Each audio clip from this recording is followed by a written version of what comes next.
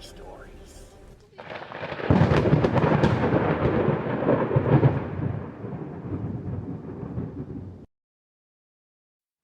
This story takes place between 2012 and 2017. I was a shy, nerdy kid. I didn't have any friends, and no one seemed to care about my existence at school. My home life wasn't much better either. I'd go home, and my father would just stare at the TV. He never asked about my day, probably because he already knew that I had nothing going on. I would get home after school and turn on my computer and play World of Warcraft from about 3 p.m. to 2 a.m. I didn't really care about my grades at school. My 10th grade year, I met a kid named Adam. Adam was a neckbeard. Adam was an asshole and a know-it-all. I didn't really like Adam.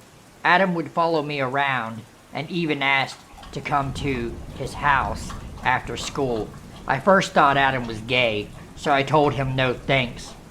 Adam then blurts out, "I'm not a homo, dude. You can come over. I'm not going to try to fuck you."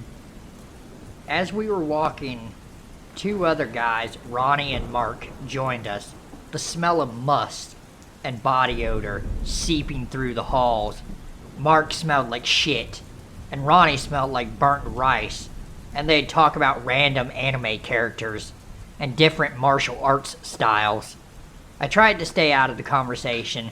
Then Mark asked me what my favorite martial arts was.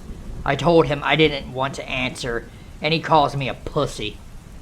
Mark and Ronnie push me away and tell me to get lost. I am confused. Adam looks at me and tells me that I need a beard to be accepted. I waited for a few months, and then my beard started coming in. I went back and was accepted into their group. While we were in the cafeteria playing Pokemon, some jocks come up and start picking on us. Ronnie begins to stand up, and the jocks push him down and tell Ronnie and Mark that they were going to get their ass beat. Adam said that it wasn't our fight, and that we shouldn't get involved. Ronnie and Mark fought the jocks after school and got the shit kicked out of them as expected. Adam invites me to his house, and we play video games. And when suddenly Ronnie comes up, he wants to ignore that we are doing something. Ronnie wants to play Smash Brothers and demands that we unhook whatever we are doing. Ronnie starts trying to force everyone to play it, and we don't want to. Ronnie then gets pissed off and walks out onto the porch and is sitting around trying to get someone to ask what's wrong. I end up taking the bait. "What's wrong, Ronnie?" Adam palm smashes his face, and then Ronnie perks up and starts rambling about his back and his neck and his anxiety and all of this other shit, and he shoots down every bit of advice I give him, and then he looks at his phone and leaves. I ask Adam what that was about, and Adam tells me not to worry about it. Ronnie calls Adam and tells Adam not to trust me and that I shouldn't be there. Adam rolls his eyes and hangs up the phone. Ronnie called my phone and started trying to be my friend and hang out on Tuesday night. I tell Ronnie that I don't trust him, and Ronnie then buys fast food and asks if I want to play Minecraft when we get back to his house. When he asked about playing Minecraft, I got up and walked outside. Ronnie came outside and demanded to know what my problem was. I punched him in the face, and he left me alone. He later told his father that I'm not allowed over there anymore. Ronnie then goes and picks up Mark and the other guy. One night I drove there late, and Ronnie and Adam and Mark and some others were watching CP. I turned around and walked out and left and went home and sat down, and I called the police. I shaved my head and my beard. The police arrested all of them, and that was that. They were sentenced to 15 years behind bars, and I never heard from them ever again.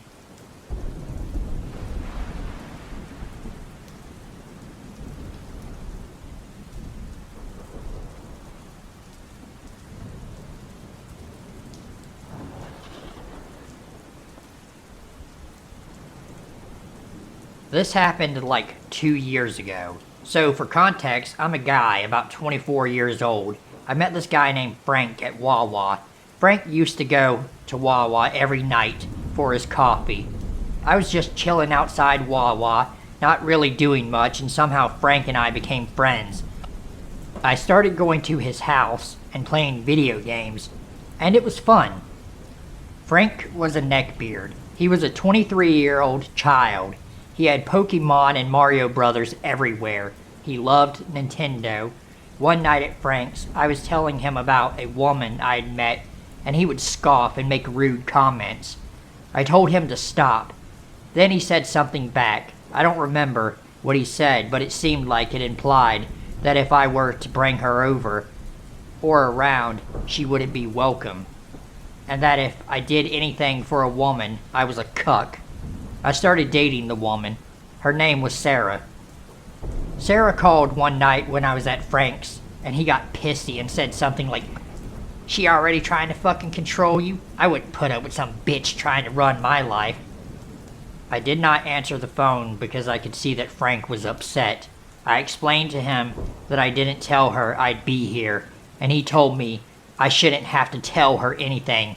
I said to him, if I didn't tell her and she didn't know, how the fuck is she going to know that she is bothering us as you say she is? Frank ignored me and started acting like his back was hurt. Frank would continue to complain about his back and neck problems. He would act like he could hardly walk and do all kinds of shit to make you feel sorry for him, just so he could gain control over you. He would try to convince you that every relationship or friendship with a woman was a waste of time. He'd say that women are all whores and that he doesn't want them bleeding everywhere. He would complain about women being on their periods, yet he'd do all the things women do on their period. And he'd talk about women in the most disrespectful way he could. Yet, at the same time, he was still Mama's little boy. It was downright fucking weird and gross how shamelessly he enjoyed spending so much time with his mom. I called to ask if Sarah and I could come over, and he acted like he was tired and didn't have the energy. I called him the next day, and he said yes when I told him Sarah wasn't coming. When I got there, he would walk around real slow, holding his back like he was a 90-year-old man, and huff and puff and pant, and try to get me to pay attention to him. I ignored him and texted my girlfriend. He then wanted to go to the hospital because he was having an anxiety attack. He then deliberately tried to make his heart rate go up by doing shit like worrying about the smallest little fucking thing. I got up to go to the bathroom, and there was a small hole from a screw that had fell out. I peeked through the hole, and he was sitting there just fine. He stood up and stretched, and was looking at something online about how to get sympathy in order to control people. I asked him what the fuck he was looking at, and he said nothing. I demanded that he pull it up, and he refused. I told him that I would expose him for being fake and lying. He told me that he'd ruin my life and tell everyone that I was a pedophile. He then changed the subject to computers or something. Sarah broke up with me, and Frank seemed very thrilled about it. He said she was a nasty bitch and that she was controlling. Neither are true. Sarah never lied to me, never cheated, and never tried to be controlling. She broke up with me because she wanted to focus on herself. Frank said she was a selfish bitch for wanting to focus on herself, yet Frank would cuss me out and tell me to quit bothering him and refuse to hang out with me on the nights he had to work. He would tell me that I was being needy and annoying. He would also try to get me to quit my job and take the night off, etc. And then if I got fired, act like he had nothing to do with it.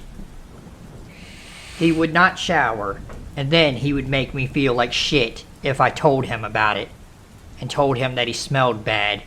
No matter if I told him politely, he would tell me that I ate too much and I would barely have a sandwich. He complained about me drinking too much soda, while he sipped the same nasty iced coffee for 8 or more hours. He would deflect and say I was wrong, and he didn't do or say something when, in fact, I know that he did. He would try to make his other friends into pansies and make them weaker and more pathetic than him and gain control over them and tell them that their problems were not as severe as his were. I finally said fuck it and stopped hanging out with him. He then told me that I had no right to be the way I am, and that he was just helping me, and that I was a piece of shit for criticizing his lifestyle. His lifestyle consisted of complaining about women while being mama's little boy, complaining about gays, complaining about black people, complaining about people that won't give him sympathy for his supposed problems. He would make jokes about murdering infants. He would give women dirty looks and stand too close to me at the store and try to get women to think that we were gay so that they'd leave me alone. He would act like he was gay in the store on purpose, then complain about how he doesn't like gay people. He would sleep most of the day, wake up for a bit, hang out with me or someone else for a few hours, then sit around and bitch about being tired and how you were ruining his sleep schedule. Yet, he was the one that wanted to hang out with you. Eventually, I just said fuck it and I got tired of his shit. I went home and I looked down deep in my heart and tried to find a redeemable quality in him and came up with none. He was rude. He was brash.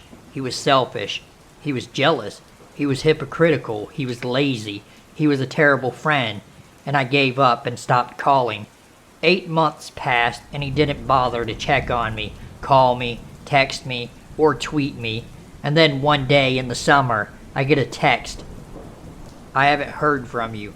What's your problem? I didn't do anything to you. I answered the text message with, I've been busy. I'll call you tomorrow. I never called, and that was the last time I ever talked to him.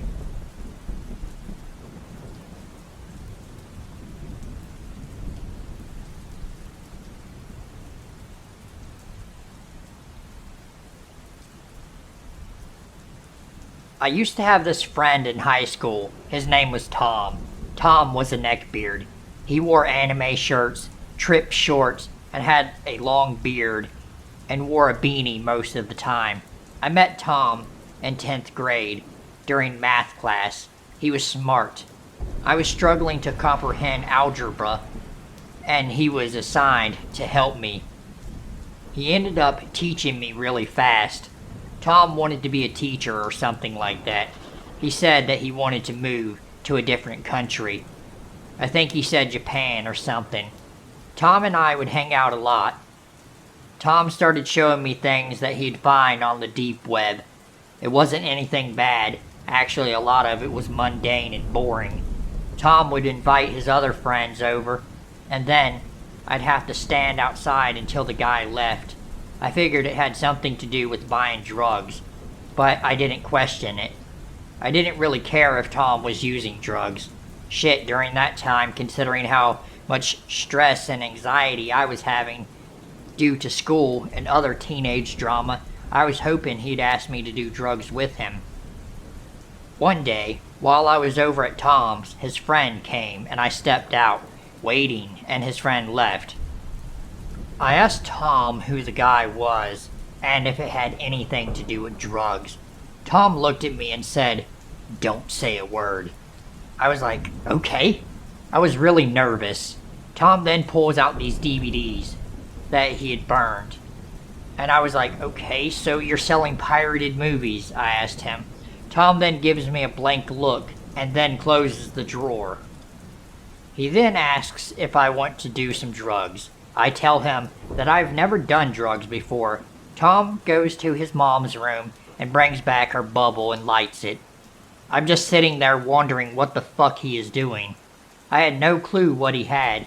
He then takes a big hit and asks if I want to try it. I ask what it is and he just tells me not to worry about it.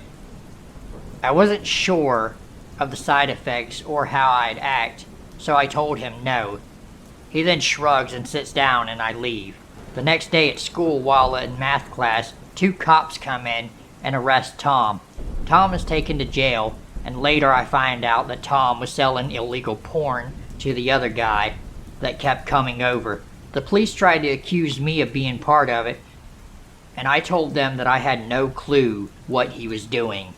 Tom was released after the trial because they didn't have enough evidence to convict him. I asked Tom if it were true that he was selling illegal porn, and he just told me the system is trying to shut down his right to free speech. I asked him what the fuck he was talking about, and then he showed me his DVD collection. Tom was something else. The shit I seen made me sick to my stomach. Tom then tells me that I had better not say anything. The DVDs were filled with neo-Nazis raping Jewish women and other stupid racist and perverted shit. I asked him if he was a Nazi, and he told me some shit about Zionists in the media and a bunch of other random nonsense. I asked him what happened to the Tom I knew. Where are your anime shirts and all of that stuff? Tom got angry and told me that anime was created by the media to control and emasculate men and turn them into pussies. He continued to ramble on about things like hip-hop and other conspiracy theories. I left at 10 p.m., and I was thankful to be away from him. I later found out that the shit that he wanted me to try was crystal meth, and I think he'd smoked himself stupid and become paranoid about the government spying on him. He was later convicted of molesting his little cousin and sent to prison. I never seen Tom again. I have no idea how he went from being a neckbeard that watched anime and was good at math to being a neo-Nazi and a pedophile. But I'm glad that I got away from him when I did. When Tom started talking about the Nazi shit and other shit, I no longer wanted anything to do with him.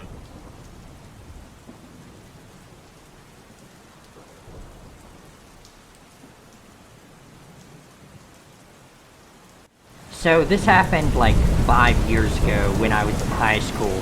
I was like 16 years old at the time. Let me describe myself. I was about 5'3", long blonde hair, tan. I had a huge rack and a bubble butt. I was so cute and a lot of boys liked me. But that is what led to the events I'm about to tell you about. I was very attractive. All the guys would stare at me, and some of them even hit on me. Most of the time, I found it annoying and was used to it. But sometimes I wished that they'd just leave me the fuck alone. I hated going to school and being harassed by every fucking teenage boy going through the phases of manhood.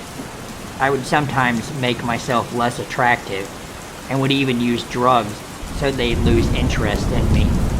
It didn't really destroy my high school reputation, but it did make some of the upper middle class athletes not want to talk to me because they were health nuts and cared about their bodies and their future lives as professional athletes. But I did attract the attention of some ratty-haired, greasy punk that was into anime and martial arts. I was completely repulsed by the very sight of this guy, and he had bad breath and looked like he was not all there, like he was on drugs. He stumbled over to me and pointed his finger at me and says, "Halt! Who art thou'st?" I just looked at him blankly, like, what the fuck is wrong with this idiot? He then lowers his finger and says, "My name is Gary, and I am the Sword Master Champion. And you do not belong here, prep." I just rolled my eyes and told him, "I'm not a prep, you idiot. I heard you had some shit I could buy." Gary looks around and checks the doors and tells me to walk forward. He follows behind me and then asks very quietly, "Where did you hear this from?" I tell him that his friend Nick told me.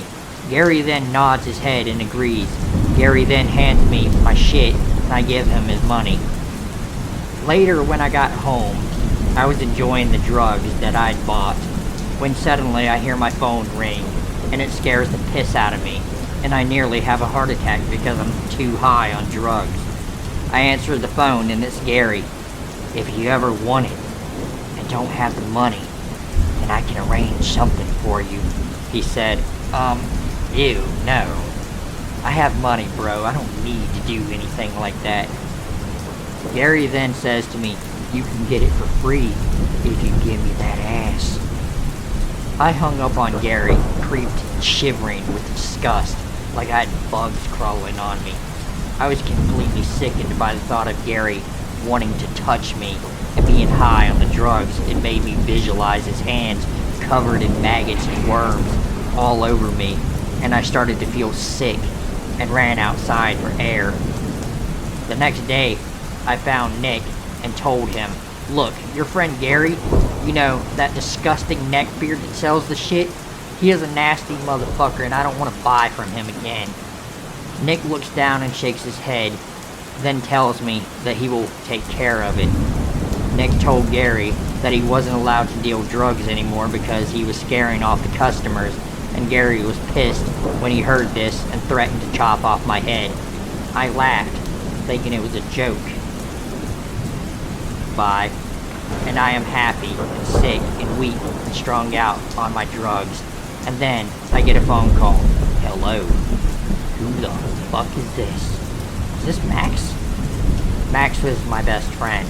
"No, this is not Max, you junkie whore. It was Gary." I was terrified. My high was dead. Why are you calling me?" I asked. I sat upright in my bed. Gary told me he was going to chop my head off. I was afraid. I did not want to call the cops and tell them that I had bought drugs from Gary. I tried calling Nick, and he answered, "What up?" I took a few deep breaths as I calmed myself. "Gary is trying to kill me," I told Nick. Nick replied, "The fuck do you want me to do about it?" Then Nick hung up the phone. I did not know what to do.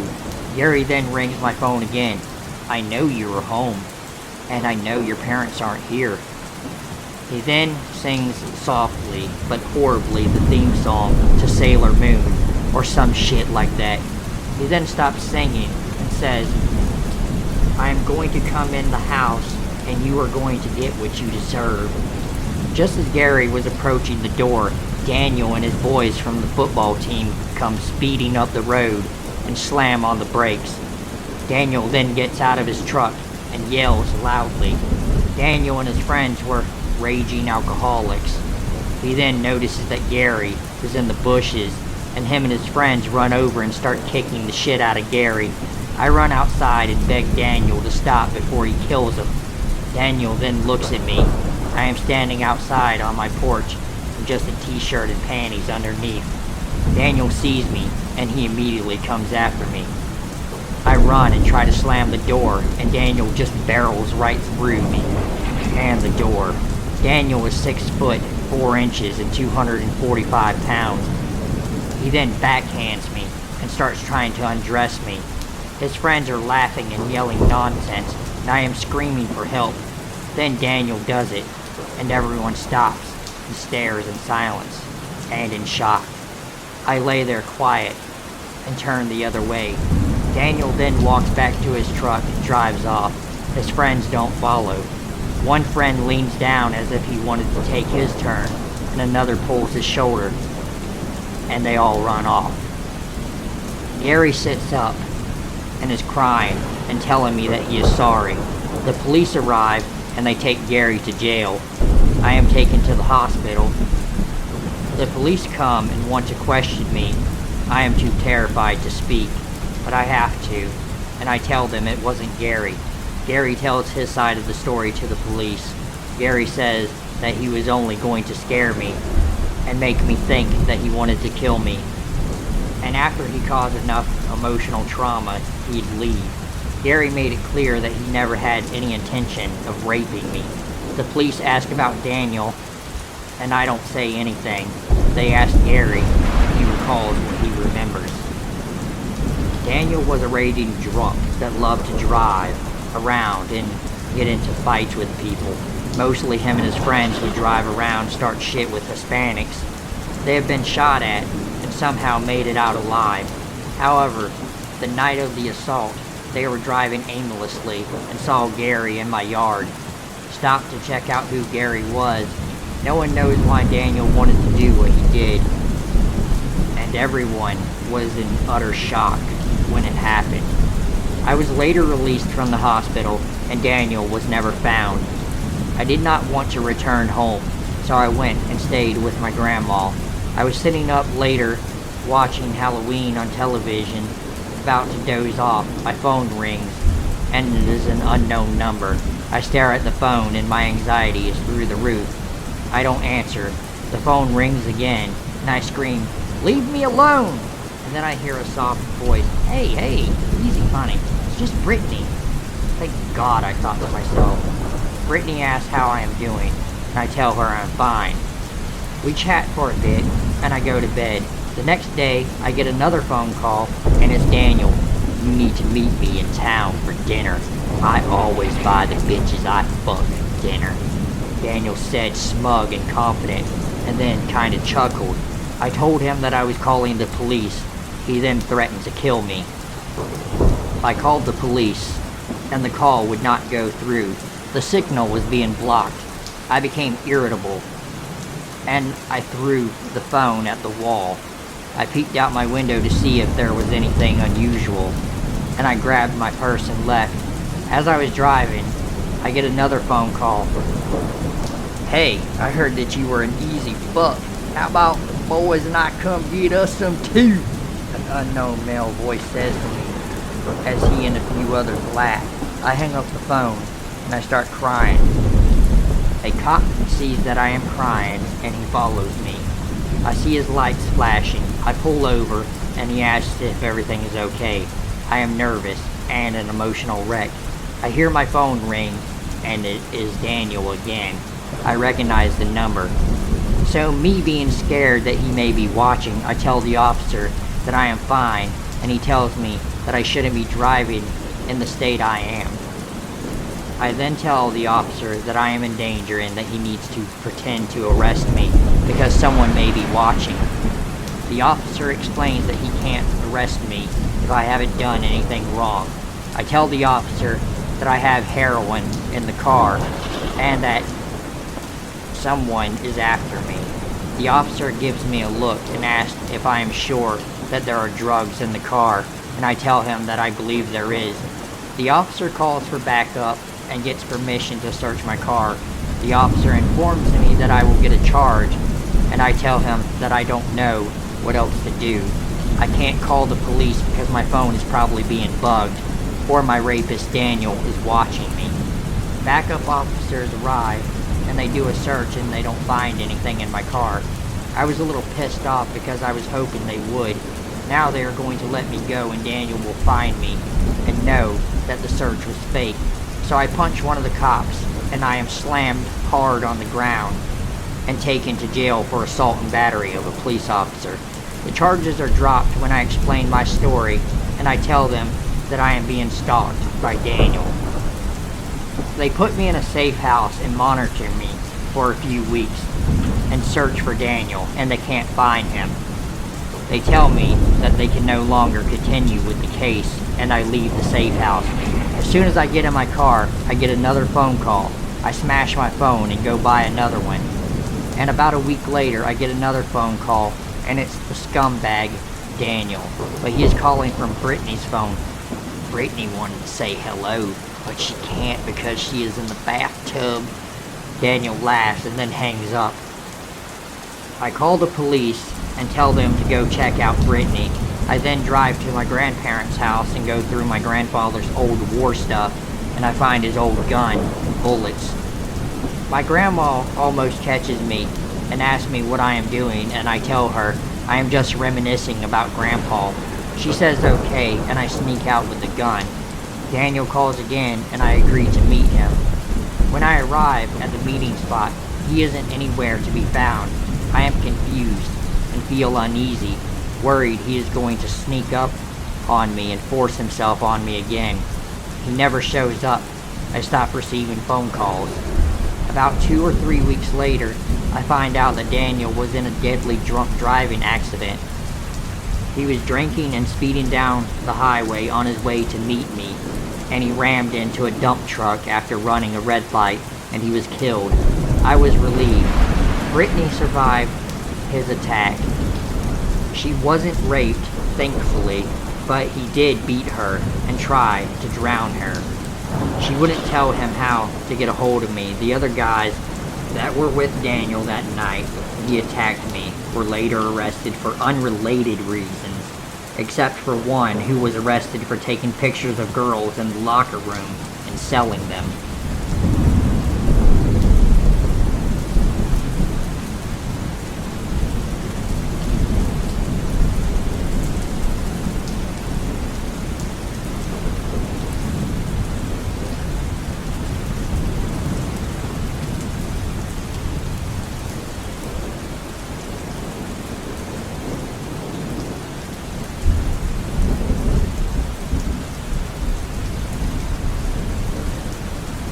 This happened when I was around 8 years old. I grew up in a small town. In that small town there was a trailer park, and I lived with my mom and father. My father was sick because he'd caught the flu or something while working, and he had to take a few weeks off of work. My father was able to return to work. My father made great money. Now I know what you're thinking. If he was making great money, why were we living in the trailer park? Well, first of all, the trailer we lived in was a nice double-wide 4-bedroom trailer in brand new condition. It wasn't a run-down, roach-infested shitbox like we have lived in before. Anyway, while my father was at work, Mom started having her friend come over. Her friend looked weird and acted weird. He would sit down on the couch, and when I'd try to walk past him, he would grab me and hug me. He smelled awful, like cigarettes, burnt clothes, and beer. Mom seemed to think it was cute, even though she could see I was uncomfortable. "You treat our guests with respect, you little bitch," she said to me. He started coming over more and more. Then I started seeing him walking in and out of the bedroom in his boxers. I found it weird, but did not fully understand.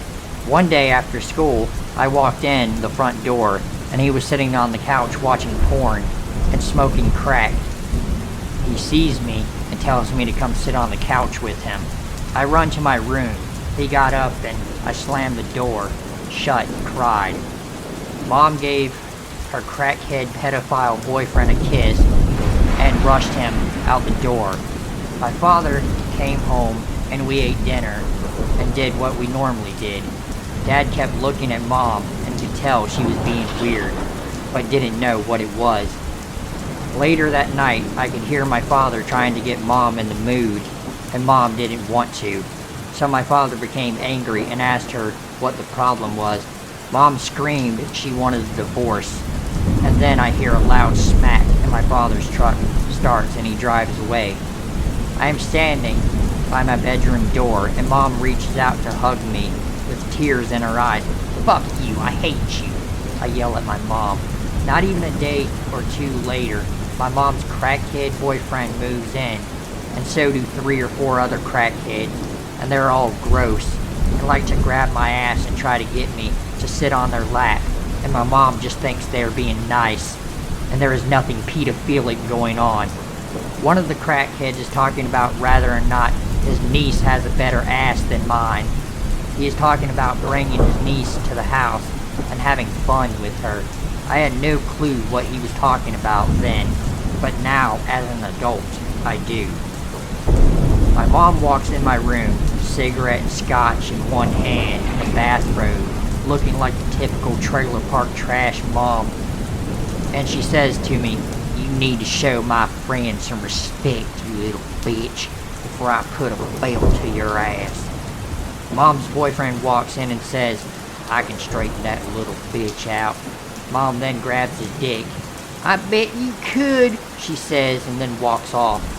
My mom sat there and let her boyfriend threaten to molest me, and he fucking joked about it. I called my father and told him to come pick me up. I left with my father, and then I called the cops and told them that my mom allowed her friends to touch me and threaten me.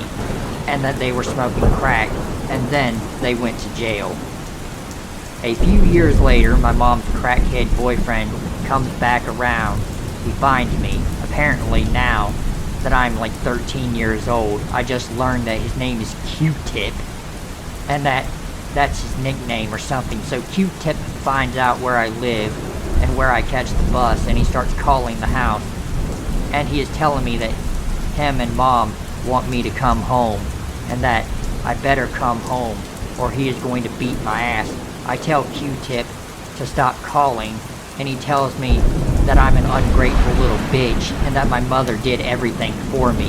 He threatens to kill my father and have Mom take custody of me again. I then hang up. A few weeks go by, and I wake up to see Mom and Q-Tip in my father's front yard. They're staggering around and peeking in the windows, and then they start calling out to me, telling me to get down here, and that they're taking me home. My mom looks like complete shit, and Q-Tip doesn't look strung out at all.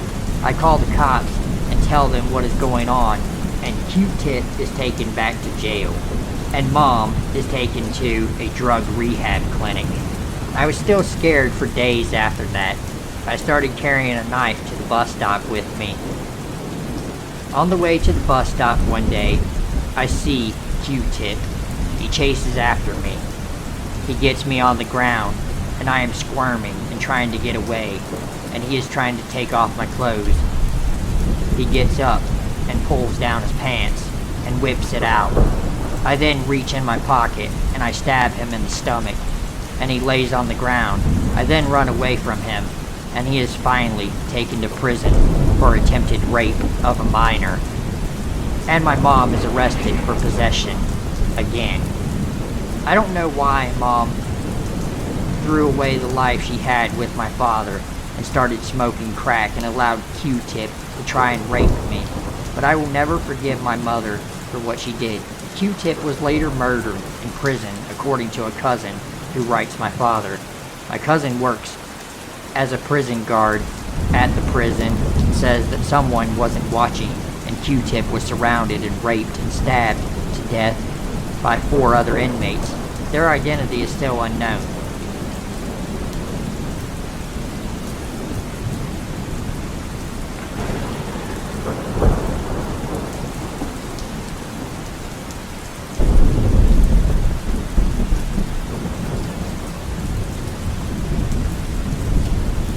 This happened when I was like 7 years old. I was at the park with my mom and my cousins, and we were playing on the jungle gym and having a great time. I see this guy standing off in the distance at the edge of the park. Mom always told me not to go to the edge of the park and to stay where she could see me. Me being a 7-year-old who loves dogs, I wanted to pet the man's dog. The man motions for me to come closer, but I go back to where Mom was, and then we leave and go home. A week later, I see the man, but I don't see the dog.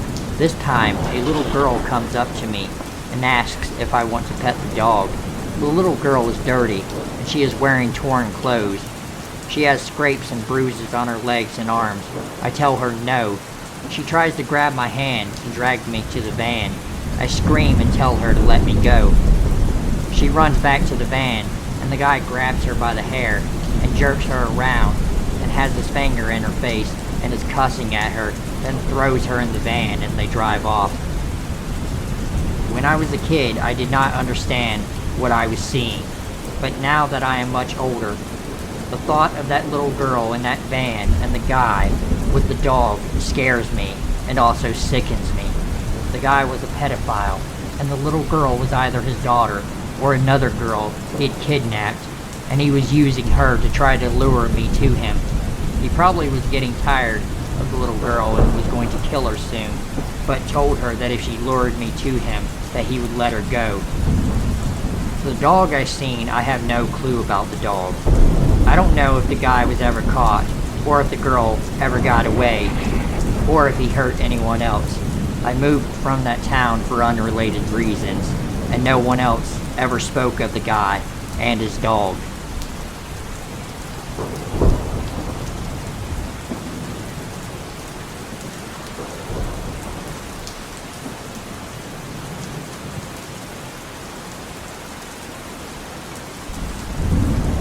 How's it going, everyone? This is Coffinbrood. I'm back. So today I found out that apparently Newegg suspended my account because I used a different billing address than my physical address. So now I have to wait even longer to get the RAM that I purchased so that I can upgrade my new computer to 32 gigabytes. I don't understand why in the fuck they decided to suspend my account. Anyway, enough of that crap. Let's get on with today's stories.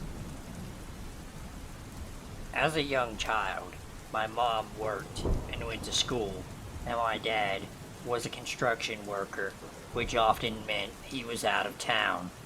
This left my grandma, who was retired, to watch us since they could not afford daycare. I was 4. My little sister was 2, and my big sister was 9. One day, my grandmother decided since the weather was nice, it would be a good day to take my 2 sisters and I to the park. My little sister and grandma mostly played on the swings and hanged out on a blanket in the toddler area of the park. My older sister had met up with a friend from her school and was playing, which left me on the jungle gym, also on the toddler side of the playground, happily playing with the 2 other young girls around my age. It's a bit fuzzy what exactly we were playing and talking about. I mean, this was almost 25 years ago now, but I do clearly remember one of the little girls I was playing with bragging about how she and her family lived in a van, how she had lots of Barbies in her van. Obviously, being a 4-year-old little girl, I loved Barbies. Next thing I know, the other little girl had been playing with asked if she could bring her Barbies on the playground. She said no because they'd get dirty, but her dad wanted us to get into the van with her to play. The other little girl left to ask her mom. I was going to ask my grandma, but she was busy with my little sister, so I thought it would be okay to just go. All it took was my grandma looking away for a split second, and this little girl's dad was leading her and I away by the hand. When my grandma saw this, she became upset with the man and made him let go of me. I remember clear as day him telling her, "It's okay, we are just going to my van to play Barbies," and my grandmother responding with, "She doesn't get into anyone's car but mine. If you want her to play Barbies, bring them out here." The man just shrugged and walked off with the little girl and got into their van and left. It never quite dawned on me how weird this was until I had my own kids.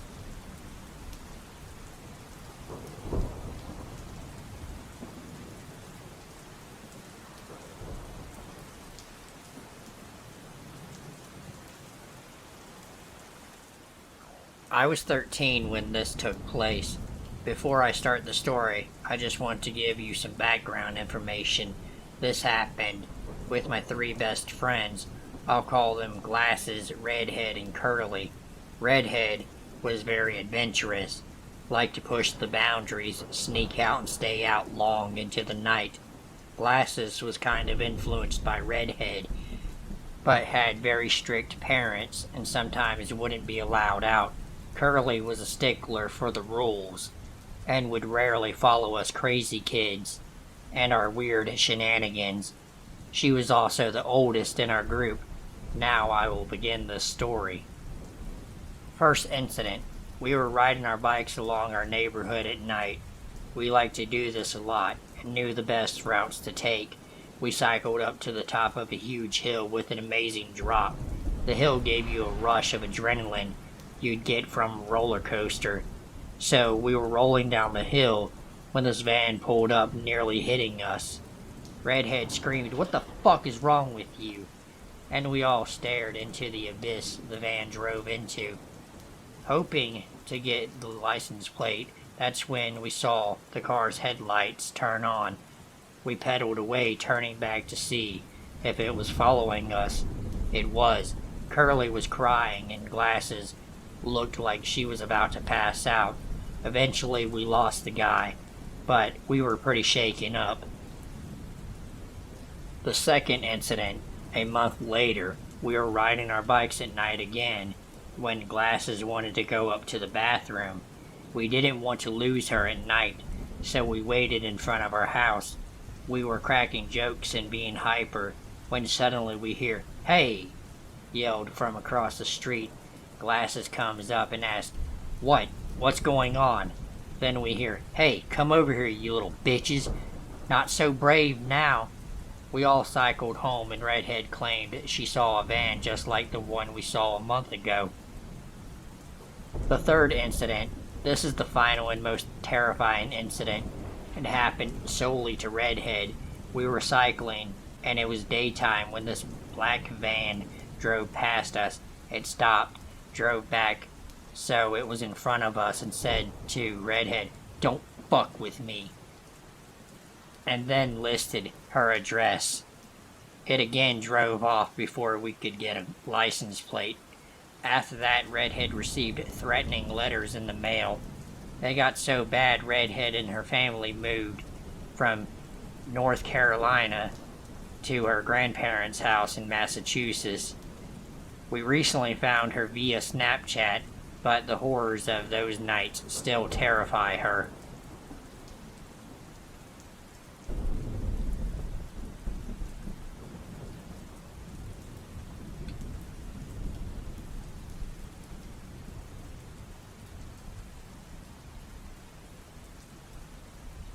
So, I'm around 8 or 9 when this story happened. Unfortunately, this man still lives near us. It had to be around winter time, and I was with my little cousin. So my cousin and I were walking her dog. We know we live in a bad part of New York, but we didn't expect this. So as we are outside walking around her apartment building, some random old-ass dude from across the street asked us why our dog didn't have a little jacket. We said we left it upstairs and tried to leave it at that.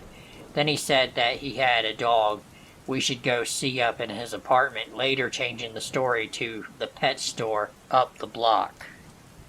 He looks very stern after a while, and then we said we're okay, it's fine, and he started to cross over to us and walk a lot faster. I told my cousin to run because he was ready to grab us. Then I had to look back for my cousin since she runs slow, and I went up to grab her. It's been a few years, I'm now 14, but he hasn't moved from next to us, and I'm kind of scared when she leaves the house when I'm not here.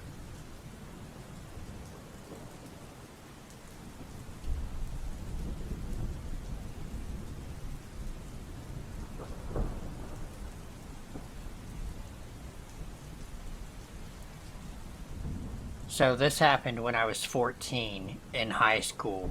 We had to do a 1-week internship in December to collect more experience, etc. I chose to do mine at a flower shop. The owner was very strict and wanted me there at precise hours from 9 a.m. to 12 p.m., then from 2 p.m. to 6 p.m. This happened on the last day. I came back from lunch break and I was going to cross the road to go to the shop when the owner stopped me on the sidewalk. She told me she had a delivery to make, an emergency for a funeral, and that she would be back in 20 minutes or so. She asked me if I could wait for her at the porch, and I remember saying yes, despite being extremely annoyed when she was the one that wanted to be extra punctual and on time. But whatever. I went over to the porch and waited there. The porch was actually in a triangular shape, leading towards the door. After around 10 minutes of waiting, bored out of my mind, a guy walked up to me. He was in his late 20s or mid-30s maybe, and he walked up to me with a huge smile on his face. He had a hole between 2 front teeth. At the time, despite being only 14, I was painfully aware of stories of kidnapping trafficking and all of the other dark things that could happen, my mom made sure that I was aware of all the risks a stranger could represent for a young child, teenager. And because of that, I was and still am extremely mistrusting of strangers and adults. So when this guy stood in front of me, I immediately wanted to leave, especially because his smile made me feel really creeped out. He blocked my way while standing in front of me. I was back at the entrance of the shop, and he was trapping me inside of the porch. He started asking me personal questions like, "What's your name? How old are you? Do you go to school nearby?" As I refused to answer, he said that he wasn't going to hurt me. He didn't want to do anything bad to me, just talking. As he wouldn't leave, I grew impatient and agitated, so I started answering his questions in an attempt to make him leave by satisfying his curiosity. Told him both my age and my name before he asked me if my mom was here. I lied and said that if she worked in the flower shop and that I was waiting for her. The guy kept talking to me after that, but he eventually left with this sentence that made me paranoid for months. "Hey, it's fine. I'll see you another time. I always see you walking around those streets, but you never see me." He left me there and continued to wherever he was going. In my panic, I texted one of my friends that I knew was still on lunch break and told her what had happened. She sent me laughing emojis and said that some guy just tried to flirt with me in the street and that it was really no big deal. I felt an immense feeling of dread and remember thinking, "Oh, I'm being paranoid again." Looking back at it now, I don't think she was taking it seriously enough. I put my phone back in my pocket, still terrified, and only 2 minutes later the owner came back. I was on the verge of tears, but did what she asked me to for the rest of the afternoon. Went home at 6 and never spoke of this to anyone. I still asked my father to drive me around until the end of the school year because I kept remembering the creepy man and the fact that he sees me, but I never did see him. I never saw the man again, but to this day, I always check if someone is following me or if I see a familiar face in the street.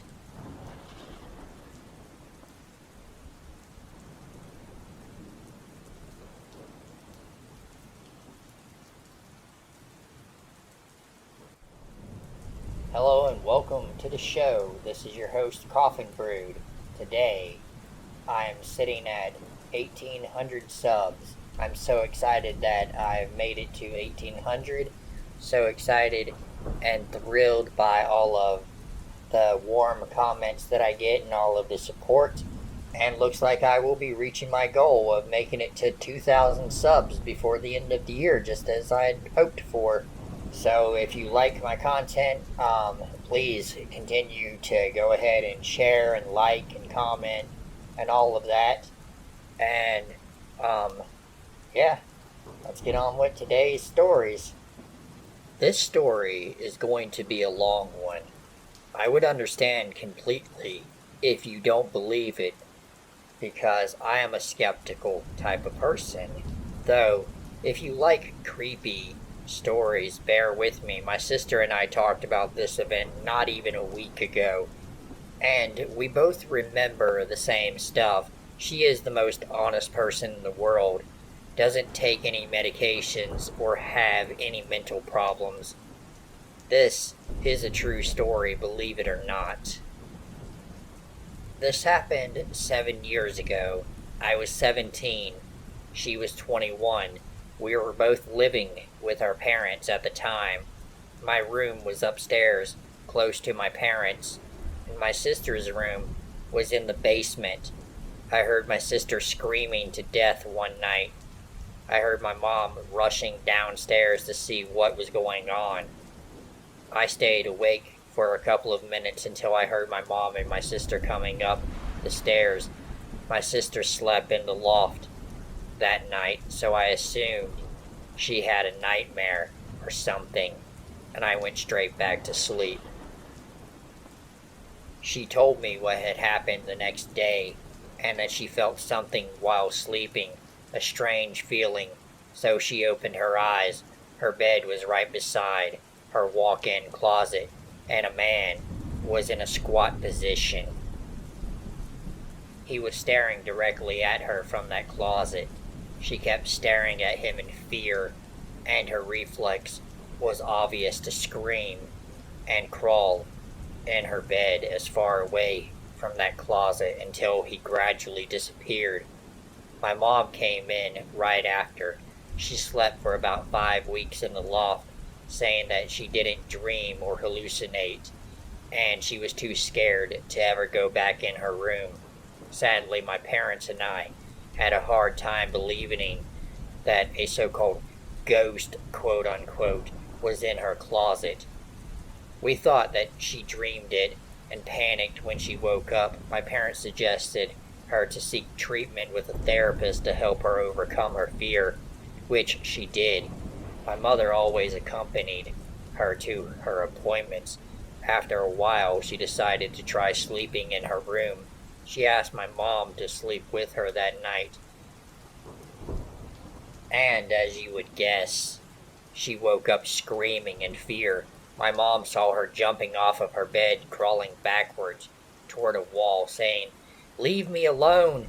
Leave me a fucking alone!" I could hear the screaming downstairs. I didn't understand what my sister yelled, but that's what woke me up, and able to hear my mom screaming to death, "Who's this? Who's this? Leave my daughter alone! Go away!" Gotta admit, I almost shit my pants that night. My sister went back to the loft and I wasn't able to. I didn't sleep really well either. She said the day after that the same guy was staring at her again, and when she jumped off the bed, the man was trying to reach her, chasing her in some way. She said it only stopped when my mom opened the light. I wasn't home when she came to my place, but my mom told me that her friend felt strange right from the doorstep. The medium had to convince her assistant to go inside. She told my mom that she would start with my room on the second floor. They purified the closet, closed the door, purified the room, closed the door, then purified the bathroom, closed the door, etc. I'm not sure what a medium is going to do with a stalker hiding in your closet. Obviously, there is a guy hiding in the closet. This is not a ghost story, just so you know. They did all of their medium stuff, and they left all the rooms in the house and kept my sister's room for the end. The medium felt his presence when she walked into the closet. She asked him to leave passively. She felt that the man liked my sister and the house, that he didn't want to leave and didn't want to scare her either. The medium forced him to leave. Sure she did. My dad is as skeptical as me, and this is why I believe all of this.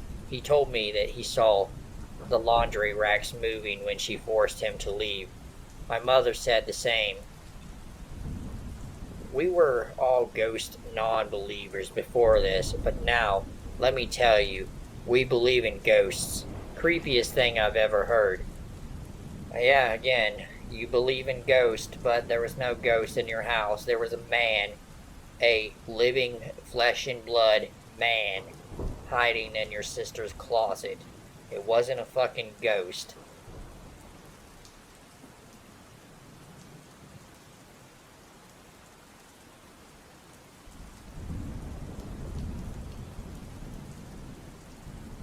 When I was 17, my mom got me an apartment because her and her husband were moving across the country, and I was only a few months away from finishing high school, so she gave me the choice to stay. So I'm living alone for the first time, and someone knocks on the door at 9 or 10 p.m. I open it, and this dude is standing there looking high as hell, and he just says, Are you alone? I don't even know what I was thinking. I literally told him yes, like some idiot, and he starts pushing on the door to come in. So I start pushing back and put my full weight on the door, and he tried to get his foot in to stop it, but I just kept pushing and I slammed it shut. Thankfully, this apartment had doors that locked when they shut because he literally immediately started trying to open it again. I wouldn't have had much time to lock it up. I could hear him mumbling outside the door for a bit afterwards. I never called the cops because CW, sexual assault. After I was raped, I got arrested and was strip searched by 3 cops, so I was too scared to call them. I didn't sleep well for months.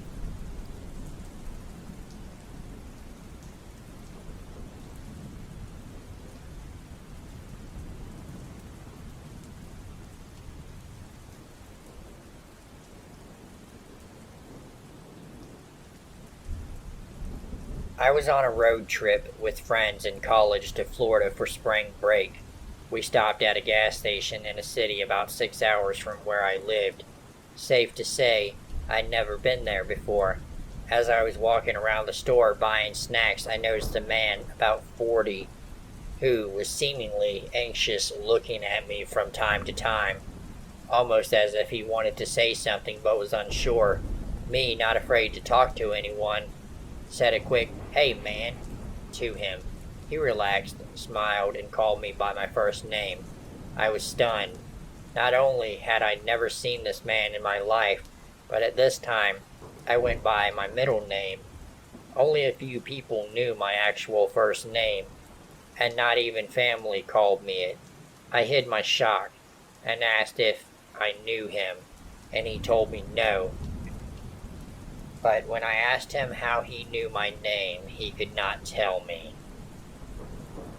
He looked almost shaken, as if he was as disturbed as I was. I looked a few minutes and talked to him, and through the conversation, he was able to recall specific details about me, my life, and my family. Details and stories that few people would know, like that when I was 8, I had a gerbil that died, or that I have reoccurring dreams of a mall with an arcade in it, including specifics about it. He told me that he just sometimes knows things about people and has no idea how or why, but he knew I was going to be okay. Needless to say, I was very creeped out by this and went out to get my friend so he could see too. Now, he was standing outside the building and no one left, as I just poked my head out the door. When we went back in, the man had seemingly vanished. I asked the clerk, and he said he did not see any other than me in the store.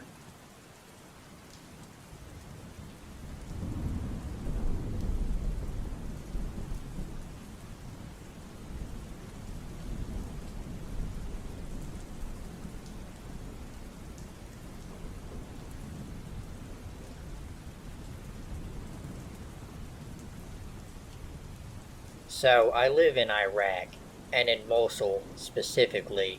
I was 13 years old, and one day my mother sent me to the grocery store to bring home some simple things.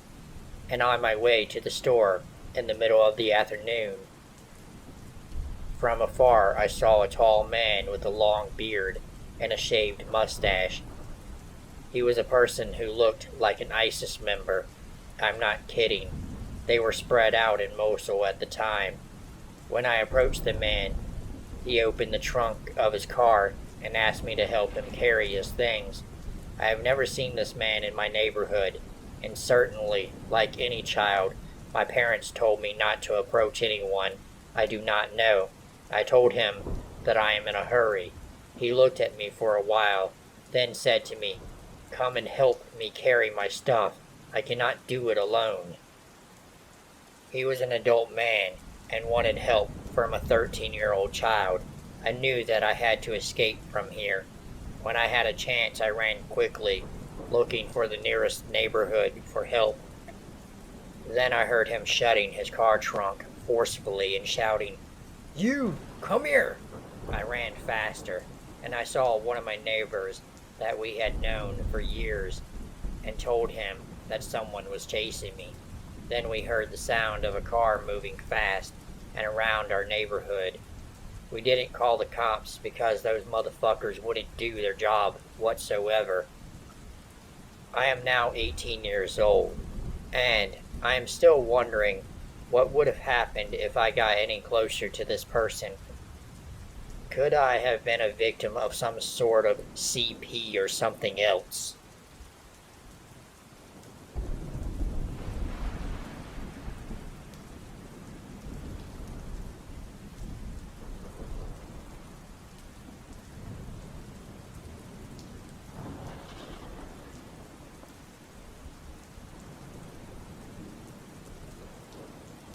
I grew up in a town in the southwest.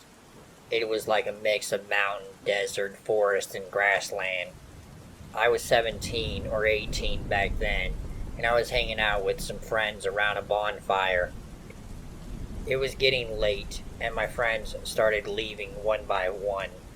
Around like 2 or 3 a.m., it was just me, a friend, and his girlfriend. We were way past our curfew. It was a very small town, so we just walked places instead of driving.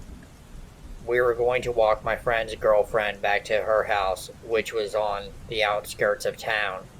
Now there's a highway that goes through town. It's a pretty long U.S. highway with plenty of traffic during the day, especially since Phoenix is just like 5 hours away from said town. But at night, not anywhere near as busy.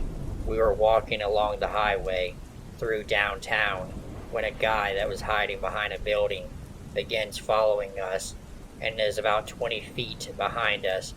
At first we thought he was a tweaker, but he walked like a sober man. We didn't have much to defend ourselves except 2 small dull pocket knives that couldn't even cut through wool. We kept walking down the dark town, praying in our minds. After a few minutes, he put his arm on my friend's girlfriend's shoulder.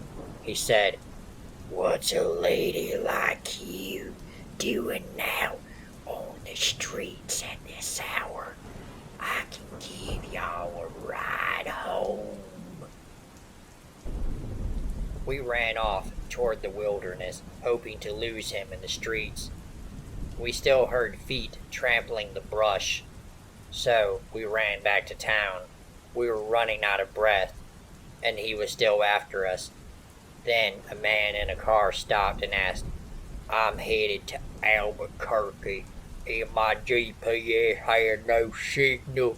Can you tell me how to get there?" As soon as the man pulled over, the creep ran away. Once the dude had left, the man said, "I saw you kids running, and I scared, and I wanted to make sure you were okay." We told him what had happened. He called the cops. He stayed with us until the sheriff's department arrived. Since we were not able to call anyone due to being chased, we immediately called our parents, and they came down. After we told our stories to our parents and the cops, I noticed the man was gone. I wonder what would have happened if the man hadn't been driving down the road, or if it had been someone else who didn't care. What did the man want? If you're reading this, Mr. Albuquerque bound guardian angel, thank you.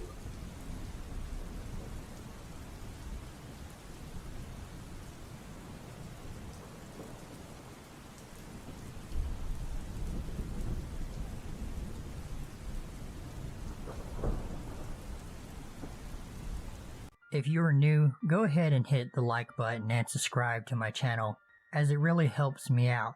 And if you are already subscribed, welcome back and thank you for subscribing.